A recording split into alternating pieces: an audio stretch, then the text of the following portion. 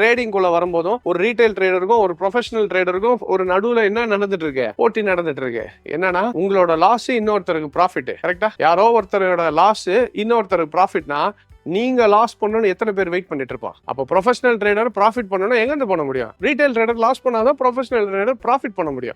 By செல் பண்றது trading கிடையாது. பின்னாடி நிறைய வேலை இருக்கு. இந்த வேலையை தெரிஞ்சுக்கிட்டு உள்ள வந்தீங்கன்னா மட்டும் தான் இவங்க கூட போட்டி போட முடியும். அப்ப நீங்க என்ன பண்ணணும்னா first you have to understand. நம்ம போய் நிக்கிற இடம் ப்ரொஃபஷனல் கிரவுண்டு. இங்க ப்ரொஃபஷனல்ஸ் ரெடியா இருக்கலாம். எப்படா என்ன தோக்கடிக்கலாம், எப்படா என்ன எல்லாத்தையும் பிடிக்கிட்டு அனுப்பலான்ட்டு.